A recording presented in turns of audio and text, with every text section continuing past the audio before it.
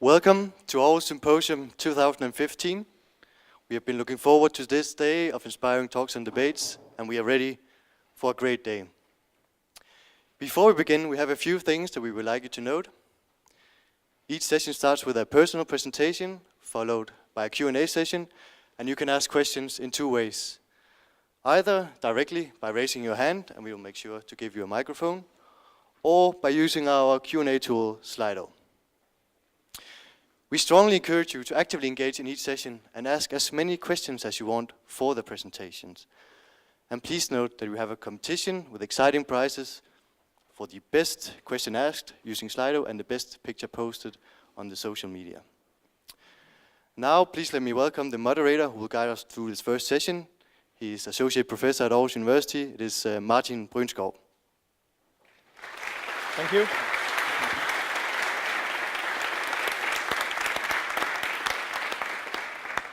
Thank you very much. Can you hear me? Can you hear me through the mic? No? Yes? Make up your minds, okay? Please, together. I don't know. Should I just go on? It's on, but maybe not on. Better? Thanks. My name is Martin Brynskov, and I work here, actually coordinating smart cities as a theme across the entire university. And apologies for my appearance if I am a little bit tired. I took the flight from Shanghai at midnight last night, coming here after having talked to the Chinese Ministry of Housing and Urban Rural Development on smart cities. They find what we do here interesting. And I think that's an interesting context for this debate. Because when the Chinese think that this topic of smart cities is crucial for their economic development, well, then it's also crucial for our economic development. So it's a great pleasure for me here today to welcome Simon Giles, the global lead on cities from Accenture, to introduce you, if you don't know already, this very, very complex, but also really important topic of smart cities. Smart cities can be many things, and I'm sure Simon will be our guide through the complexities, but also highlight why it's so important for the economic development. So please, Simon, it's a great pleasure to welcome you here. Thank you, Martin. And please, tell us. Great.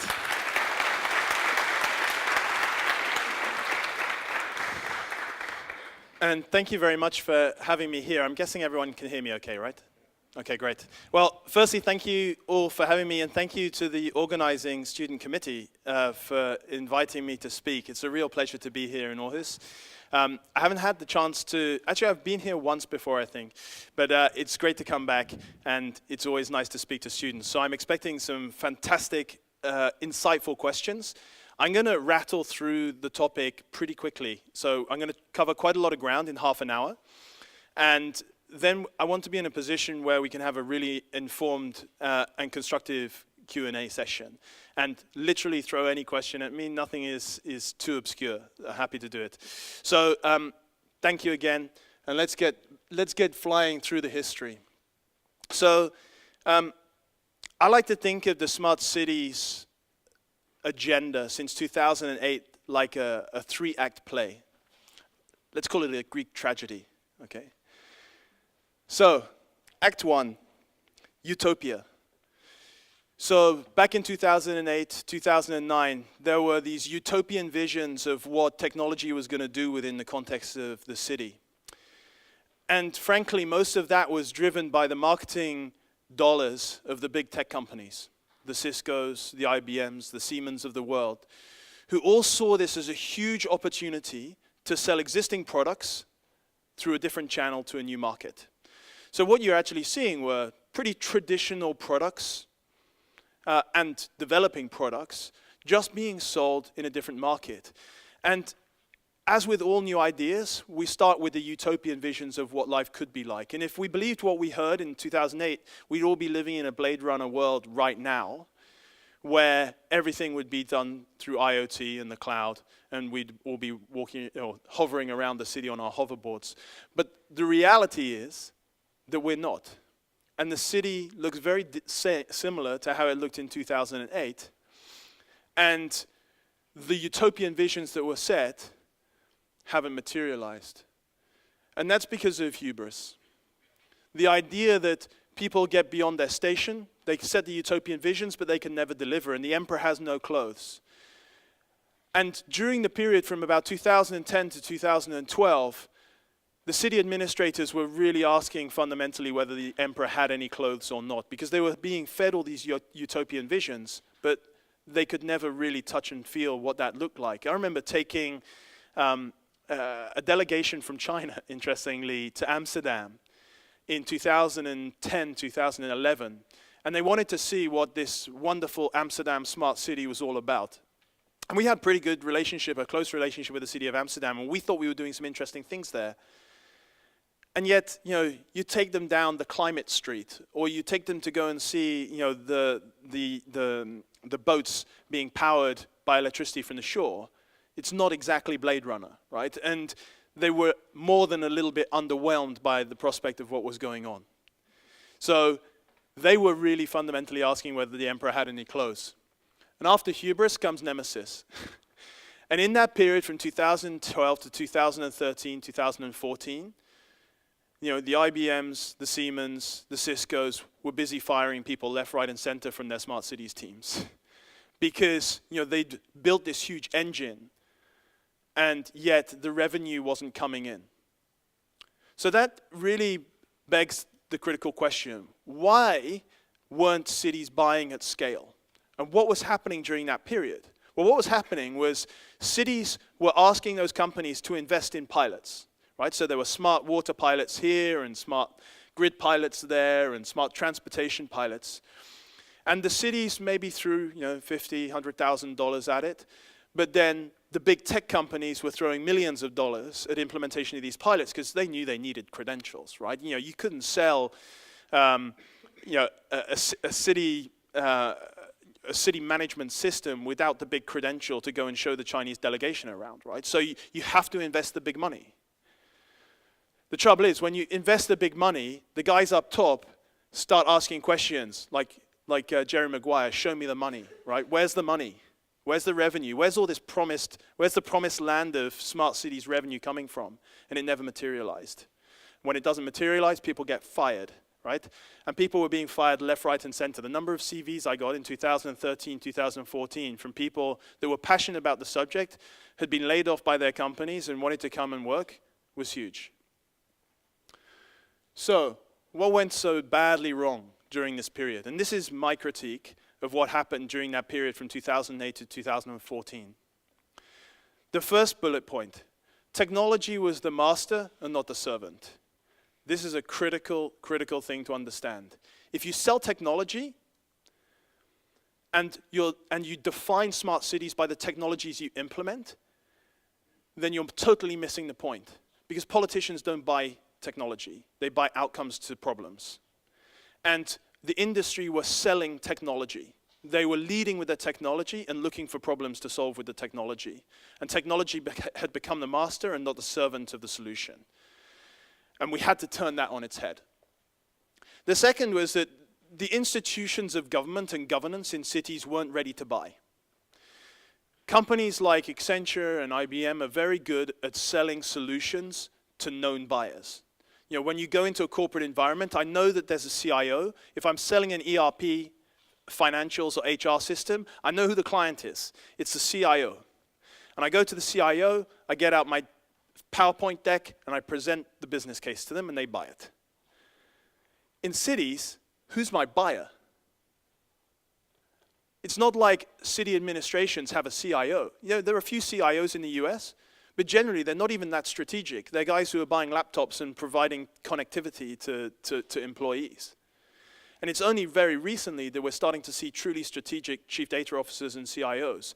And in the European context, that still really isn't happening, and we're going to come on to that in a second. The third thing is we completely failed to harness the market economy. It was all about big proprietary solutions from big proprietary tech companies. And everyone thought they could own all of the value chain. Right? So everything in between on the smart city solution. The Ciscos and the IBMs and the Siemens were going to market and saying, we want to own the whole value chain and we're going to offer proprietary solutions. And there's no room for small innovative companies in this space. That is not what cities want to buy. They want to buy the ability to generate a new economic growth engine of SMEs within their city. And we're going to come on to how that's going to happen going forwards as well. The final one is my biggest bugbear, and this is what I'm going to spend a bit of time talking about. And that is, we completely failed to articulate the value proposition. And by that, I don't just mean the business case. We did a pretty bad job of explaining what the business case, because in a lot of cases, the business case wasn't positive. But we failed to develop a methodology and framework for articulation of value. How do you measure and articulate value in a public sector context? If I go to the CIO of a large corporate, I can talk in shareholder value terms, because they understand shareholder value. When I go to a mayor or a chief executive of the city, their value framework is much broader than just economics. It's social and environmental value as well. And yet there aren't good frameworks for how you go about measuring value creation in the public sector. And therefore, we needed to reframe the value framework and the vocabulary we use for explaining value. But more importantly, we have to explain the narrative. Because politicians don't even buy public sector value propositions. They buy column inches in papers and votes in the ballot box. And we did a terrible job of explaining what the value proposition was to the end consumer, you guys as citizens and as voters, that they could then go and say, I understand this community's problem. I'm creating a solution using technology, and it's going to make your life fundamentally better, faster, cheaper tomorrow. I can tell that story, and I can articulate what the heck a smart city is. Because if I'm articulating what a smart city is by the technology, I'm not engaging with citizens because they don't understand what the technology is. They don't care whether it's big data, analytics, mobile, so what, right? It's all nothing to me. What matters is I've got a daily commute to work and it sucks at the moment. It takes 2 hours and I want it to take half an hour less so I can spend more time with my kids. If you can give me a solution to that, I don't care what the solution is. You just tell me how my life is going to be better and I'm going to have half an hour back. And that's the story you have to tell to a politician. Frankly, they don't care how it happens. Right, so the second act has begun. I'm going to talk quickly about two projects that I think are really paving the way for what we're going to start to see. And this is just one dimension of what this second act looks like. But I think it's going to have fundamental implications for what is going to happen in cities all around the world. It's not the only solution, right? But this is going to fundamentally change the way that cities are operating. So in Singapore and in Dubai, you have two smart nation programs. Now what's interesting about Singapore and Dubai is that they have a convergence of city and state. So the second problem that I talked about, the idea that you need to have governance, you need a buyer, that is completely circumvented in here because in the city, this is a city and a state administration. When Sheikh Mohammed says that Dubai is going to be the smartest city in the world by 2020, everyone falls into place, right? No governance questions there. In Singapore, when the Prime Minister of Singapore says Singapore is going to be a smart nation, it's going to be a smart nation, right? All the ministers that are operating underneath all fall into line and they all back the same process. So we've suddenly negated the governance problem. The other interesting thing is both Dubai and Singapore have all the assets and resources of a nation state. That is not always the case in a city, right? City administrations, like the UK, for example, only 20% of the tax take in the UK goes to cities, locally. 80% goes to the national government. So they're not the wealthiest clients in the world. So in this context, there is no shortage of resources. The final thing is there's ambition. You know, you've got a hydrocarbon economy, and the problem with Dubai is it's not even a hydrocarbon economy. Its money comes from Abu Dhabi. The hydrocarbons are in Abu Dhabi, not in Dubai, right? So Dubai is a tourist economy. And they know that to survive over the next 50 years, they better have a pretty decent proposition of what life is going to be like in Dubai. And that's why Sheikh Mohammed has come up with the Smart Dubai program as opposed to Abu Dhabi. So what is it? Well, it's a platform-based play. So if you look at the history of smart cities in that 2008 to 2012 program, the majority of the projects that were underway were in what we would call the verticals. water, waste, energy, health, right? And the programs and the projects that were being delivered were islands of smartness. And they were very rarely connected across government. So it was very rare that you were taking data from an IT project in healthcare and correlating it with data that was happening in education or in energy. So we had these vertical programs and these islands of smartness that are evolving. What we're seeing in Dubai and Singapore is the development of horizontal smart nation platforms, where they're looking to deliver traditional public services via technological means. And at the heart of it, at the base of it, is nationwide connectivity and an IoT backbone. And I'll talk a bit more about the architecture in a second because it's important to understand what this means. And I don't want to get too technical, but I do want you to understand why this makes things fundamentally different. But at the base here, you have two things. You have an IoT platform, the Internet of Things. So I have connectivity and a backbone that allows me to connect devices in the field, whether that's wearable technologies on me, or whether it is a temperature sensor on a lamppost. But all of those devices are able to be connected to a single backbone. Now, at the nation state, this makes tons of sense. And even in the city, it makes tons of sense, because why would I want different verticals all developing their own Internet of Things platforms to connect their devices, when I can provide a single backbone and require each of the ministries to piggyback onto the same backbone? I don't want to develop 8 competing public sector IoT platforms. I just want one, and I want everyone to piggyback on that. But I also want to converge that with an open data platform that allows me to be able to ingest data from any operational system in the city and be able to correlate that data with something else. Now that may be a repository, effectively a huge data lake, but that's kind of the old world way of doing it. Or I could just be taking APIs, extracting the data from the system on an as-needed basis, and then performing analytics on that data to derive insight, right? And developing applications on that.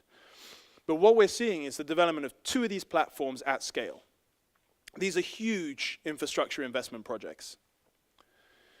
So what does that look like? Well, the whole mandate, at the top you have the services, the traditional services. At the base you have the infrastructure, the telecommunications and the sensing infrastructure. And at the center you have a platform that is able to take that data and perform analytics and correlate the data to provide insight. But the platform itself is only one element of the problem. It's no good having a platform if, on this side, your citizens aren't literate enough digitally to be able to use that platform.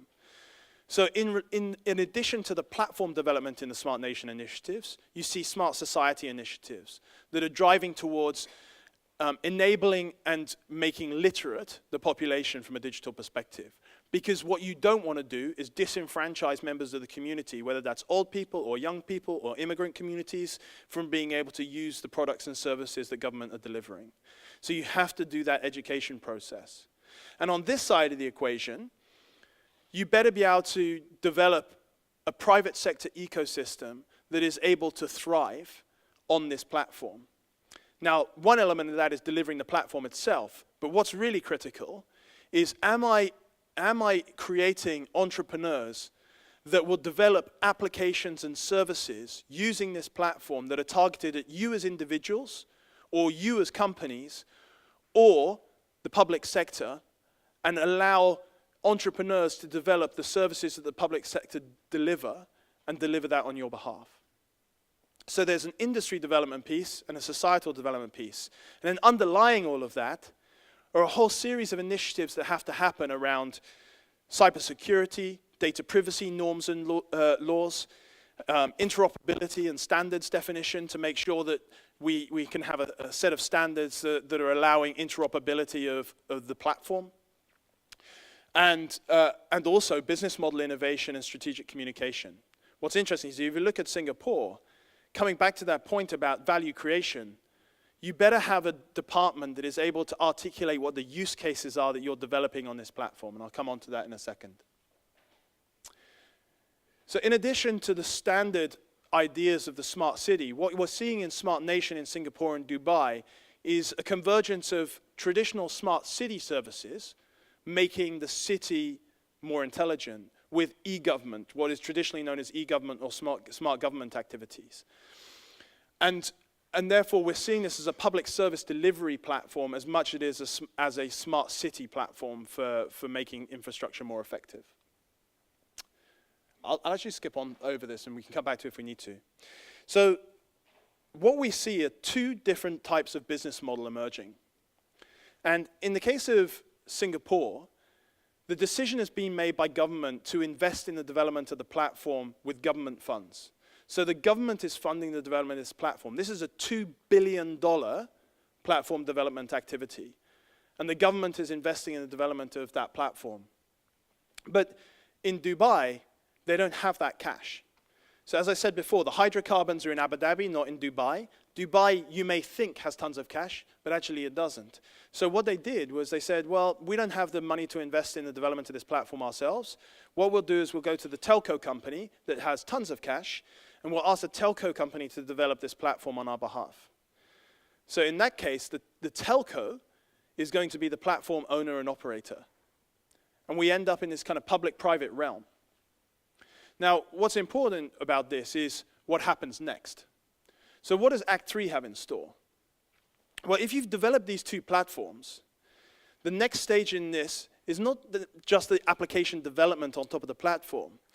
The reason Dubai and Singapore see this as a strategic opportunity is because they look at cities like Cleveland, like Newcastle, and are saying, you know what, these cities probably don't have the scale to be able to develop these types of platforms themselves, but if we develop platforms that can be modularized, downscaled, and delivered in the cloud, platform as a service, then we've suddenly got a product that we can make available to other cities on a completely scalable and interoperable basis, which is why they're driving at interoperability, why they're driving towards national standards and international standards, because what they want is to be able to export that platform.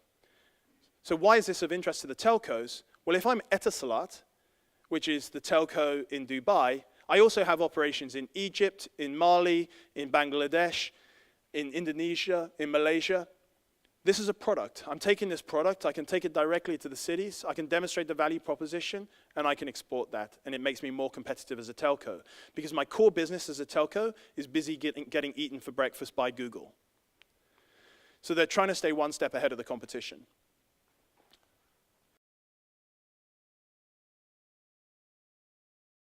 So what? So what does this mean in the context of Denmark?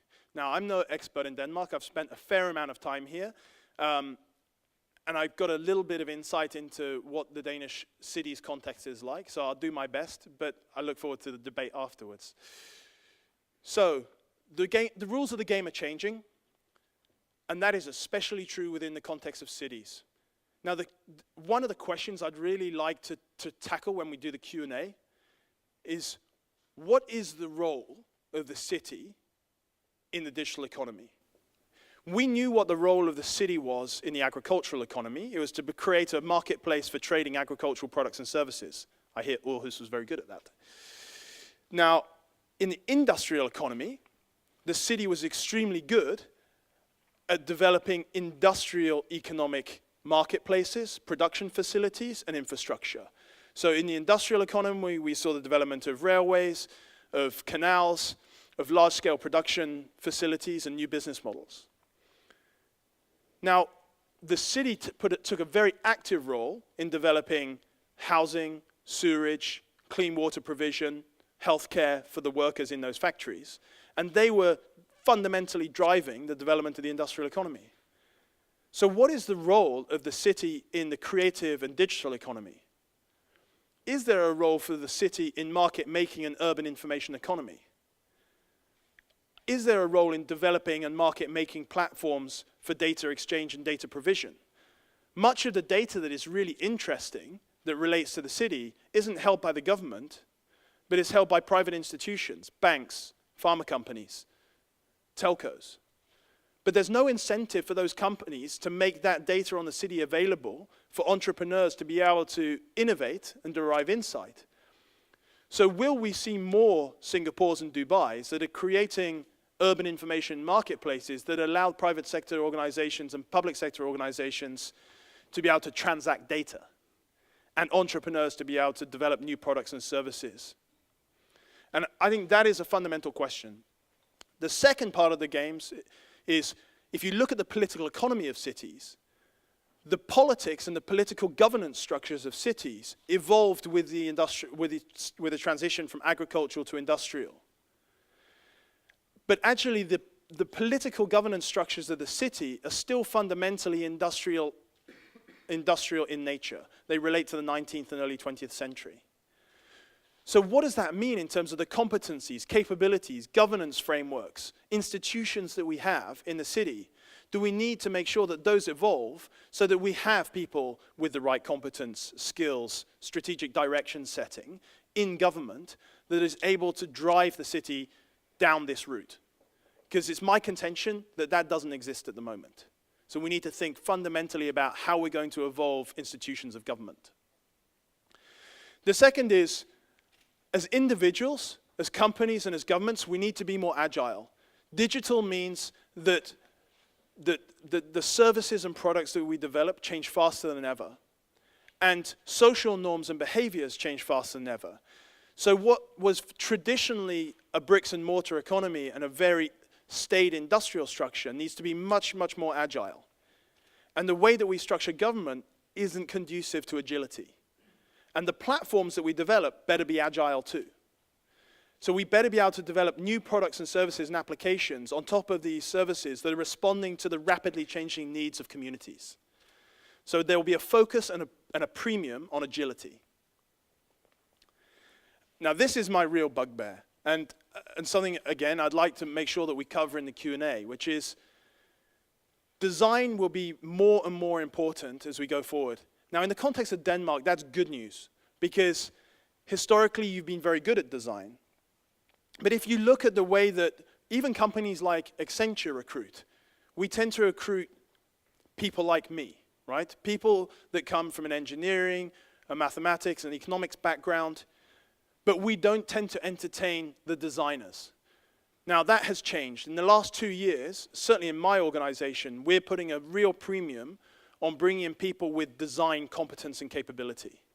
And as individuals in this audience, you're going to be living in a very different labor market over the next 4 or 5 decades than even I've been growing up in. And the idea of a single job for life just won't exist. And there'll be a premium on interdisciplinarity, ability to think about disruptive innovation, and the ability to bring together strong engineering competence and capabilities with design competence and capabilities. And when I'm looking for people to work in organizations like mine, and it's my part of the organization, I'm looking for ethnographers, anthropologists, people who can understand community behavior and human behavior and can design new services. Because I know that I'm going to be able to develop engineers that can develop the engineering solutions.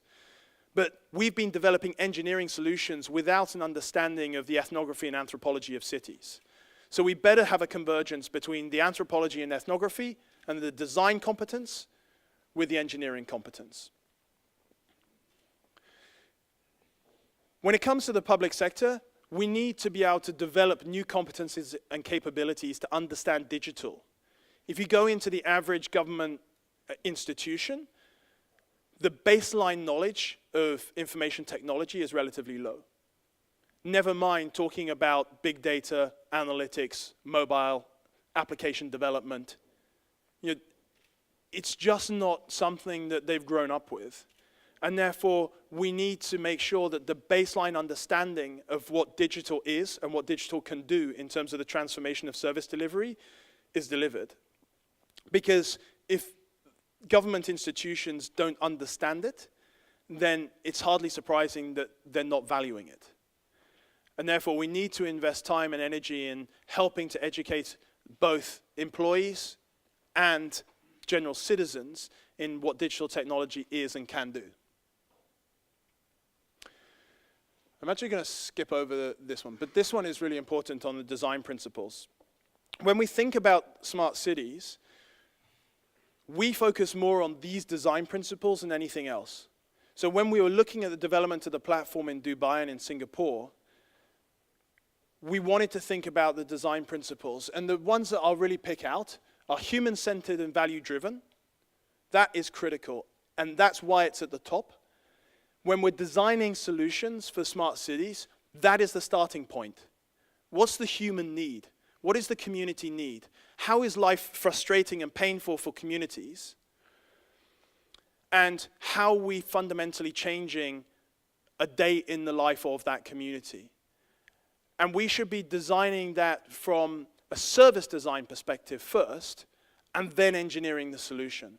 And the platforms need to be agile enough to be able to respond to any of those community requirements, whether that's a 5-year-old child or an 85-year-old widow. They're both equal stakeholders in the city, and they both deserve excellent service provision. So we can't be designing things for, for 2-people families of white middle-class people, right? That is not good enough. We need to have a broader church, and that's where the inclusiveness comes in as well. The other one I'll focus on is modularity and scalability. Every city is different, and that sounds like a cliche, but it's absolutely true. There may be archetypes of cities that you can lump together, but the reality is that most people would see Aarhus and Copenhagen as in the same archetype of city. But as you'll all know, they're fundamentally different. The legacy that they've grown up through, the demographics, the community behavior is different.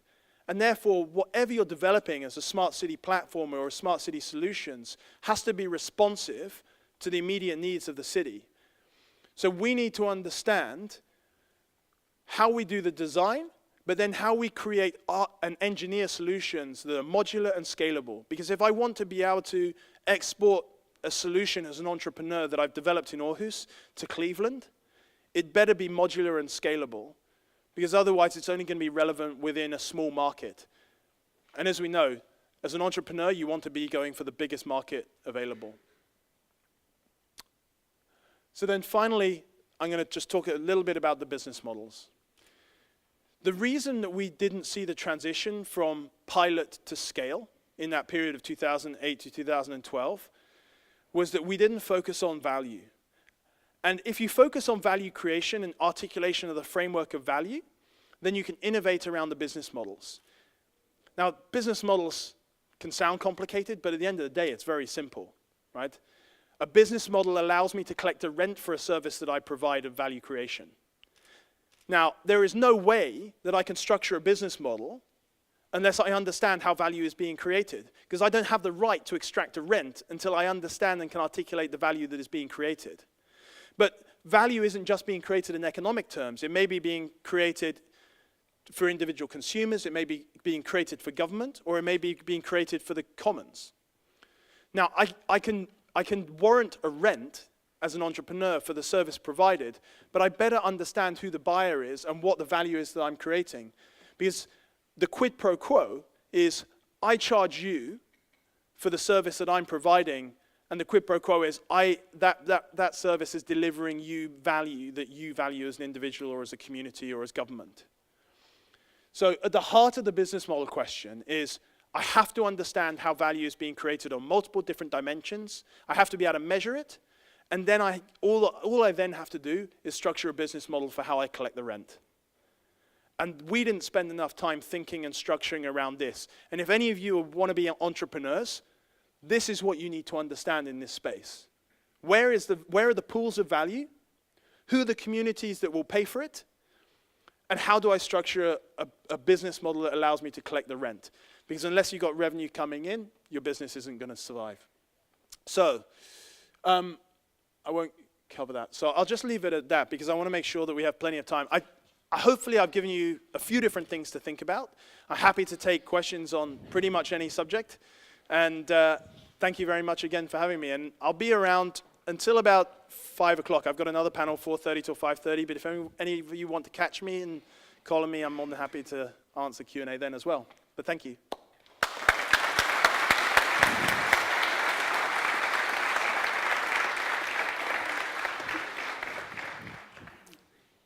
Thank you very much, Simon. It's very complex, isn't it? I mean, just explaining how to transform cities and society globally. Right, it's that kind of complexity we're dealing with, right? Yeah, and I think one of the things that people don't understand is that in reality, cities are complex systems. And we've tried to create linear solutions and complicated solutions to complex problems. And complicated solutions to complex problems don't work. You need to harness and understand the complexity. And this, I don't know, are any of you complexity specialists or complexity scientists? But in the world of complexity science, there's the idea of emergence and emergent systems. We need to understand complexity theory. If you're not engaging, engage in it, Google it, look up complexity theory, because if you want to understand cities, cities are systems of systems, and they have emergent systems characteristics. And when you're developing solutions, if you can understand and harness that complexity, then you're on solid ground. But what we've tried to do is create complicated engineering solutions to complex problems. And that's complicated. Yeah, unfortunately, and unsuccessful. Let's start. So keep the questions coming. I've been sort of following on the side, and there's some really good questions in there. We have a little half hour, so let's see. So one of the questions that were there is, what's the relationship between the city as the city center and the not city center? So the, periphery or the even rural areas? What's the, just, I mean, we call it smart cities, but in essence, you're talking about a revolution of the entire society. So can you say something more specific about what is the relation of cities and the other stuff? So there are certainly interesting dynamics there in terms of how the city as a system relates to its hinterland. And when I'm thinking specifically in climate change and in sustainability terms, I'm often thinking in exactly that context. So I'm looking at the interrelationship between energy, water, waste, and sewage. And I'm looking at catchment areas. And I'm, especially in the food nexus, I'm looking at, obviously, the hinterland around the city and how the supply chains of the food system are relating to the city. So especially in that sustainability nexus, I'm definitely thinking about the city as a metropolitan context within a hinterland. And likewise, if you're thinking about energy systems, you're thinking about water catchment areas and waste catchment areas, you have to be thinking in those terms. You and I both know Dan, right? So Dan Hill used to be at the Future Cities Catapult in London. He had a very interesting project that he was trying to incubate with a guy called George Monbiot. Have you come across him? So he's a sustainability expert in recreating wilderness areas. And when he was looking at flooding events, what he was trying to understand is, how does the relationship between sustainability and stormwater management in a city relate to the structure of all the land and the ecosystems that are surrounding the city? So one of the things they were talking about was, when you chop down trees to create agricultural land, you erode the topsoil and you make flooding events much more regular. So how can you create a more symbiotic relationship between the farming communities who effectively have an upstream impact on the city with the city itself? And part of that is about saying, well, actually, I might want them to plant more trees upland so that it has a better drainage impact and avoids floodwater events, as well as having an impact on the economy up there. So you have to develop that level of symbiosis between the hinterland and the city administration itself. Exactly, because I mean, okay, so there's a physical, they're part of the same world, but also economically, is it shifting something in that? I mean, when you have a regional perspective, you don't necessarily have a city perspective. Yeah, and especially when we're dealing in places like Denmark, the reality is that the relationship between the satellite towns and villages and the city are often commuting relationships, right? So it's a dormitory relationship. People who decided that they don't want to live in the city or they want their kids to grow up outside end up in this huge commuterville that is in the surrounding villages. And that has implications, obviously, in terms of transport policy as well. So from an economic perspective, there is this interrelationship between the city, but I'm not sure that it's necessarily true in terms of understanding the political economics of the city, where a lot of the actual economic growth is happening within the context of the city itself. The reason why I'm asking is, of course, devolution. I mean, the political wish to spread the wealth and the concentration of power from cities. So I'm trying to understand whether you say, well, that's fine, but the growth and the engines of society will be the cities, do what you want? I think So just for the Danish context, I mean, the outplacement of government workplaces in different places like they do in the UK, I mean, move north and so on from London. Is that... There are a couple of angles to it, though. One is, if you look at it, in terms of the political economy, let's take Toronto as an example, right? If you look at cities, Rob Ford, the ex-mayor of Toronto, had a pretty checkered past, but he came into the position purely on the basis that he was appealing to a commuter belt where the majority of the voters were on a single issue, whether I was going to provide parking so that people could drive at will into the city center. And it was a very populist regime, right? So what he was basically saying is, to hell with the cyclists, I care about drivers. I want people to be able to park for free in the city center because I want your life as a commuter to be as easy as possible. That had huge voter populism in it, and as a consequence, he got voted and elected into the city mayor. Now, because effectively the population of the metropolitan center is so much lower than the surrounding suburban areas, he was able to win the day in political terms. And Toronto went through 4 years with Rob Ford effectively just appeasing the suburban voters. And that has huge implications. And then if you take that even broader into the context of the countryside, how do you deal with the political dynamic and the expectation of what is happening with voters who may be in that dormitory model? What the solutions are that they're going to be wanting, and the politicians will simply appease what they're doing, and that leads to really bad transport policy. So it's not easy. No, not at all. The center driver versus spreading the wealth. Okay, so now we're approaching another question, the question about the national level. Because the two examples that you showed, Simon, they actually didn't have one. Well, it was collapsed, right? Dubai and Singapore. Now that's interesting.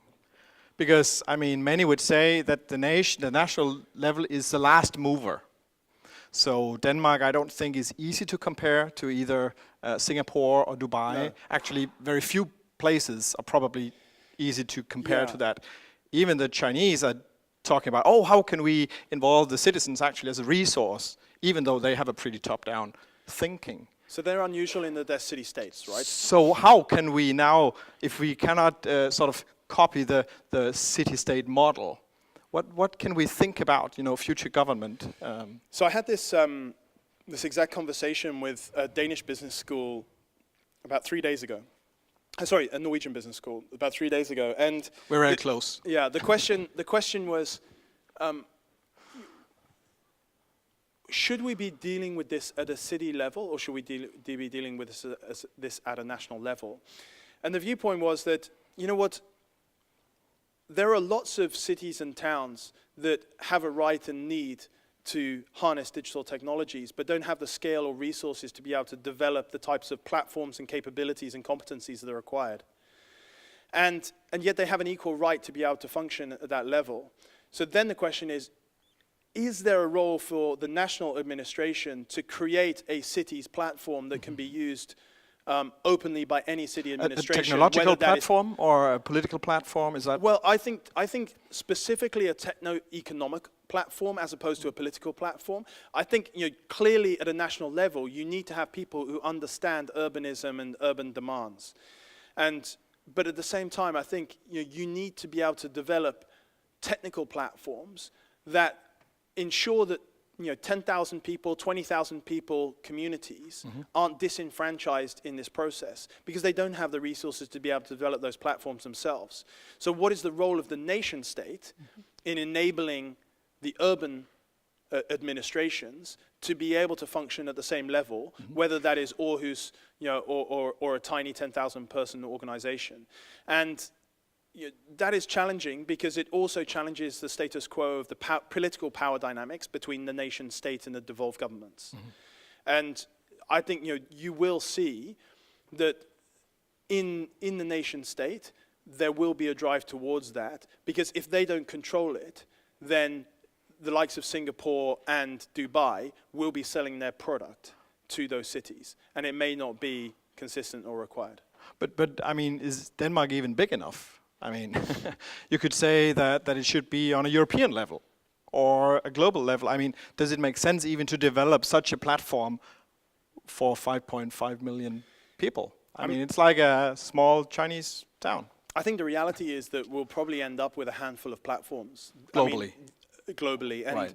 the reality is that the resources required to develop a platform at that scale, there are very few people have the resources or capability. Now, does the EU have it?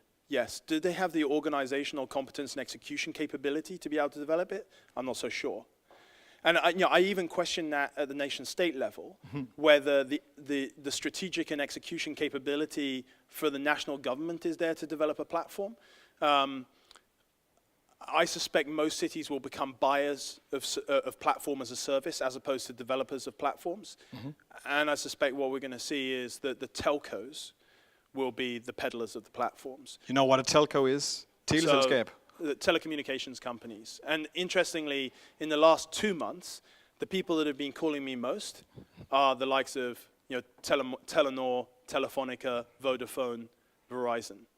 And they understand that there is an opportunity here to play in this space and potentially with a large marketplace. The last thing the chief engineer said to me from the Ministry of Urban Rural Development was, we need to involve the telcos. So I think they're also calling him. I think, but at the same time, I think there's also a challenge there, which is how do you avoid monopoly behavior in that situation? Because if there are 3 or 4 telcos that are acting as an oligopoly, are they really going to be developing solutions and then charging for those solutions at a realistic rate? And But that's a real problem. then how do you avoid it? So there are a couple of questions touching upon this.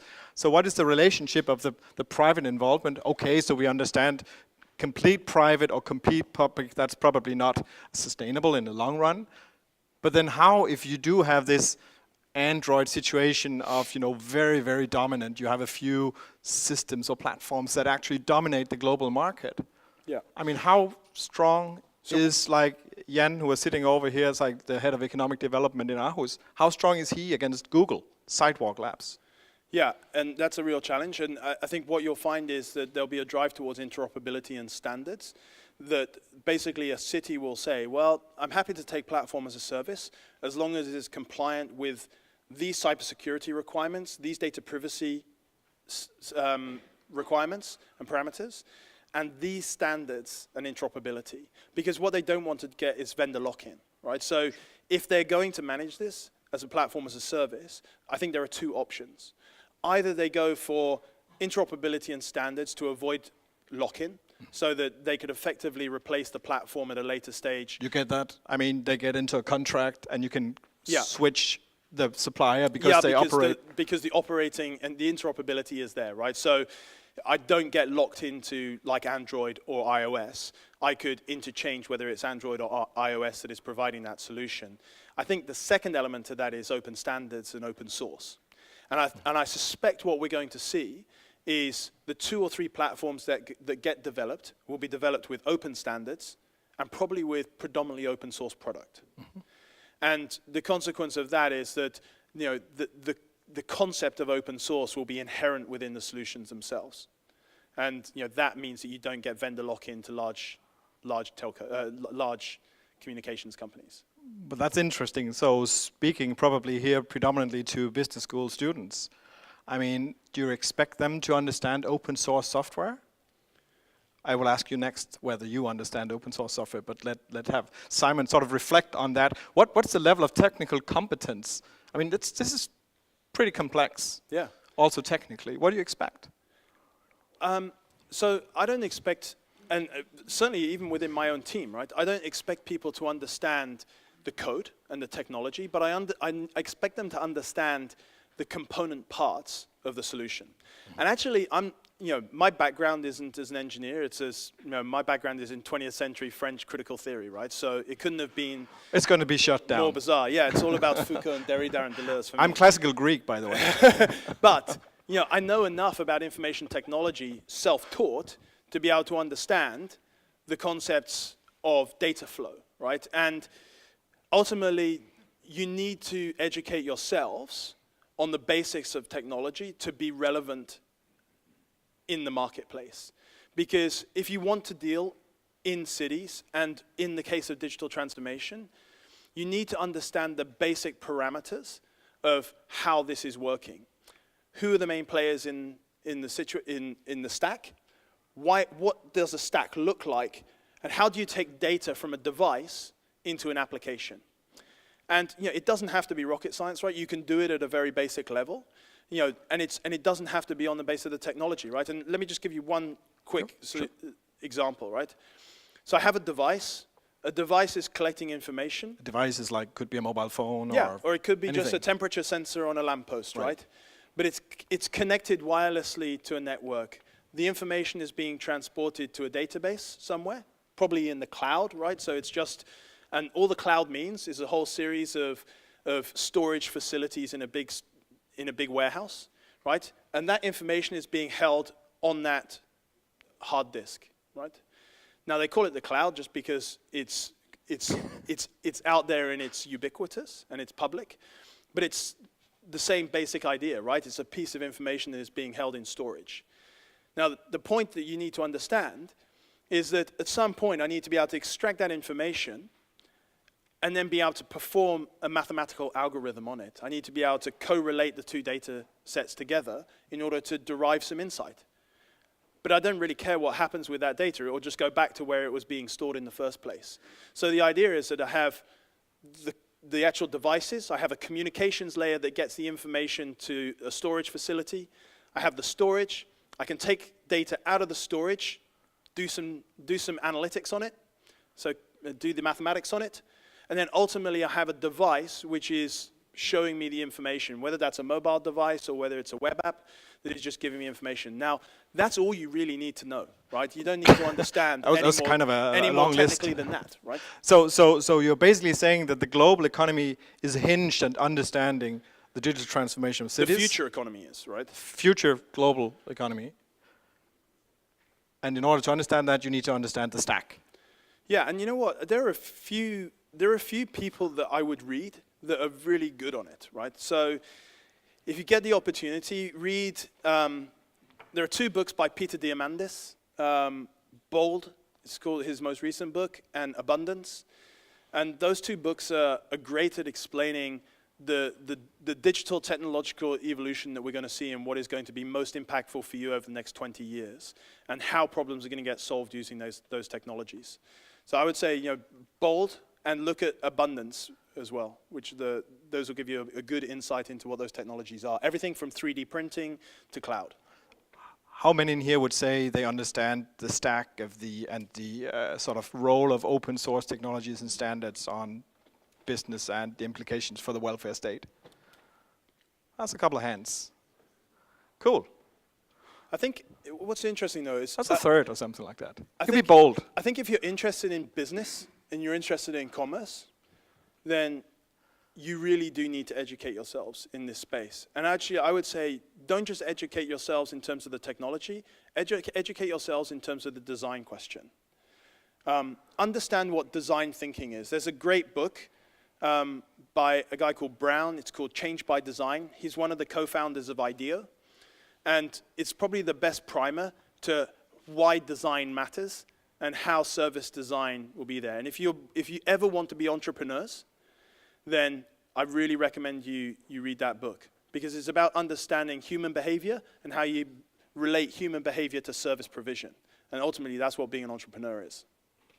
So, if you don't go out and become your own boss and startup entrepreneur, you go somewhere. Who are the market leaders? The top question here has been, who are leading now? You mentioned IBM, Siemens, Cisco, SAP. There's, Google Sidewalk Labs, the latest big, that's like the smart city arm of Google. Apart from Accenture, who are the Google leaders? No, the market leaders. I think it differs, right? So you have software providers, so the likes of Oracle, SAP, Microsoft. They're all interesting, and but they tend to be product-orientated organizations, right? So they're selling a product. As opposed to? I would say of them, Microsoft is kind of interesting. I think what Microsoft is trying to do is interesting. Then you have the device manufacturers. Hardware. So Intel, are interesting. Siemens are interesting, but they're very different types of organizations, right? So if I look at Siemens, they are creating hardware. So they're creating trains, they're creating smart grids, and they are interesting in that context, but they're selling hardware. I think Google, Sidewalk Labs, is going to be interesting, but no one quite knows where or what they're going to do. I think the telcos, so the telecommunications companies, are interesting. Which ones? I think probably the most progressive at the moment is Telefonica. I spoke to Telenor the other day. They're doing some interesting stuff, but not so much in the city space, more in the IoT space.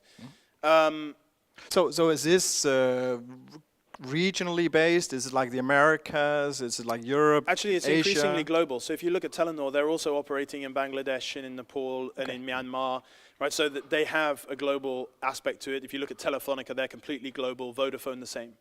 So, but I think they bring a completely different spin to the story. The companies that, if I was sat in here, the companies that I would want to work for are more people like IDEO. So IDEO? IDEO, The Frog. design company? But you know what? Those people are unlikely to recruit people in this room. Because if you look at the nature of the types of people they recruit, they want disruptive thinkers, they want highly creative thinkers. They're not in here? And they want anthropologists and ethnographers. They're Right? not in here? Now, I don't know what the total population of this room is, but if you count yourself as disruptive, How many? Disruptive? 1, 2, 3. Couple. but you know what? I think what we're going to see is a very different balance. And if I look at how I recruit a team, I don't want people like me. I want people that complement me. Right. And I want people that challenge me. And I want people that think on a tangent to the standard problem-solving solution. And, again, I don't know this university, but in general, what I've found is that our education system is still somewhat lagging on the economy in that we still recruit engineers and economists and lawyers and accountants who have been trained in a very industrial economic framework to be good factory workers and good professional workers. What we really need is a much better balance between those and the highly disruptive, highly creative problem solvers who take a very different tangent. And for me, smart cities isn't just about creating those engineering solutions. It's about bringing together people who communicate, understand the ethnography and anthropology of cities, with people who are able to innovate on the service design. And that means better communicators. So I would say, really focus on the questions of communication. And just one final point.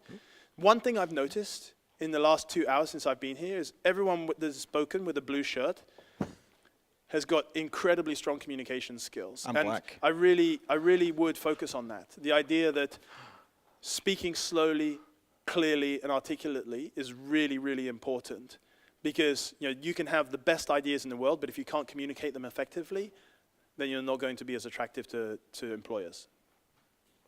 You mentioned before, we talked here some of actually the environments here in Aarhus. We talked about Godsbahn and the sort of innovation space downtown. The Chaos Pilots, which were founded here.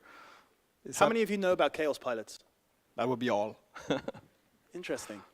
If I asked that question in the UK, it would be more like the first question. Well, there are two things that are founded in Aarhus, apart from Aarhus University. There's the Chaos Pilots, and there's the the No Nuclear Weapons sort of campaign. Yeah. So I mean, things can get like out of the Berkeley. ring road occasionally.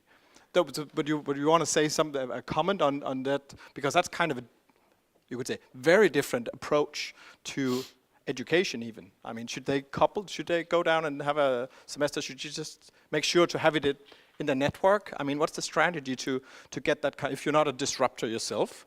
I mean, how do you hang out? Is it the spaces, or what is it? If I look at the most successful people in future technology, so the idea of 3D printing and IoT, it's a very different style of person.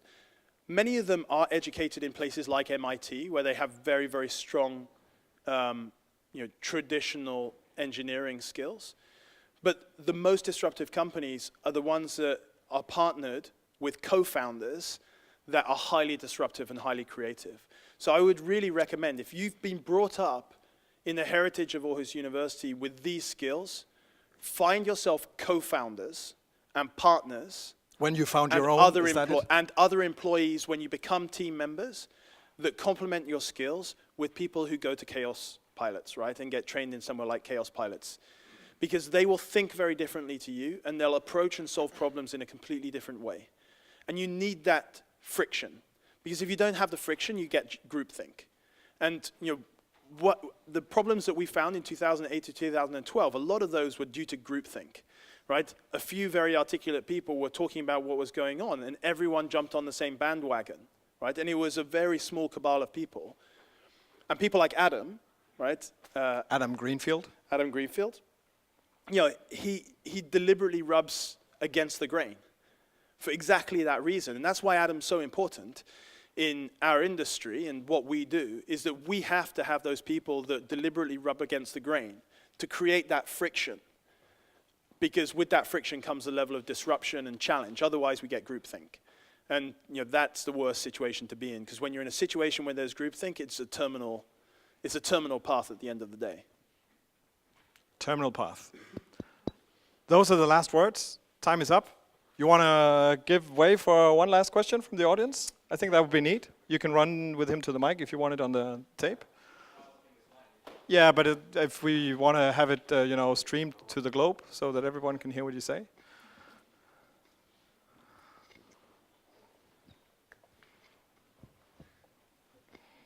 And you get a point for disrupting the program.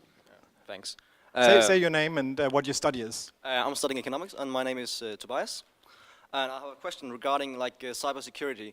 You haven't really talked that much about is there a genuine fear of cyber terrorism or cyber attacks, and can that be a threat to the development of a smart city platform? For sure, and it's not as simple as traditional cyber attacks have been. I think when you introduce IoT, so the Internet of Things, millions, billions of devices, the node points and the node points for failure increase exponentially, right? So the threats for cybersecurity increase exponentially with IoT. And I think we're only starting to scratch the surface of the cybersecurity challenges and solutions in the IoT world. And from a smart cities perspective, that is a very definite and real threat. And whoever asked the AI question, I just read that, try and catch me afterwards, because it's certainly something that's interesting me. But 100%, cybersecurity is an issue. Having said that, I don't think it's an insurmountable issue. It's an engineering problem, right? And therefore, for me, that's a complicated, but it's not a complex problem. And therefore, it's eminently solvable. We've solved it before. We've solved it in other industries. And therefore, I don't see why this should be any different. We've got lots of smart engineers. We'll solve the cybersecurity problem. But I don't think that the cyber problem is, that's not a terminal problem. It's a complicated, but not an insolvable problem.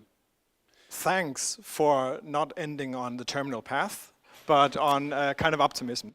Yes, thank you for the questions. Thank you, Simon, and you'll stick around. Thank you for the questions.